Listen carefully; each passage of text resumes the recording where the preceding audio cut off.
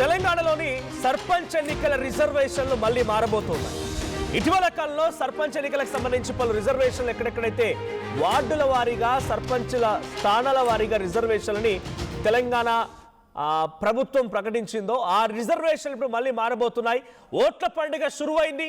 ఈసారి తథ్యం, ఈసారి ఎటువంటి మార్పు ఉండే అవకాశం, ఎటువంటి లీగల్ కాన్సిక్వెన్సెస్ కూడా ఉండే అవకాశం లేదు. మరొక వారం రోజుల్లో పంచాయతీ ఎన్నికల నోటిఫికేషన్ రాబోతుందట.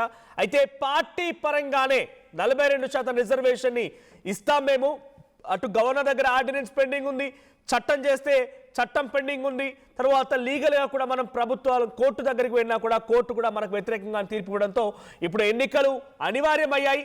2 ఏళ్లు పూర్తయిపోతే కేంద్రం నుంచి వచ్చినటువంటి ఆ 5th కమిషన్ సంబంధించి 15వ ఆర్థిక సంఘానికి సంబంధించి 3,000 కోట్ల రూపాయల నిధులు పూర్తిగా వెనక్కి వెళ్ళిపోయే అవకాశం ఉంది, అది మురిగిపోయే అవకాశం ఉంది. కాబట్టి ఎన్నికలకు వెళ్తున్నామని తెలంగాణ కేబినెట్ నిర్ణయం తీసుకుంది.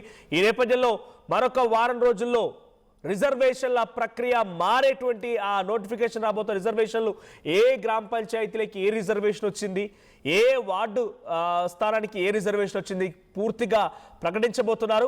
అయితే పార్టీ పరంగా ఇస్తామనేటువంటి మాటకి కట్టుబడి ఉన్నాం కాబట్టి పార్టీ పరంగా 42% రిజర్వేషన్ ఇస్తామని కాంగ్రెస్ పార్టీ ప్రభుత్వం చెప్తోంది. ఇప్పుడు గతంలో ఉదాహరణకి ఒక గ్రామ పంచాయతీ పరిధిలో మొన్న ప్రకటించిన దాంట్లో బీసీ అని కనుక వచ్చి ఉంటే అది బీసీగా కాదు జనరల్గా మారే అవకాశం ఉంది.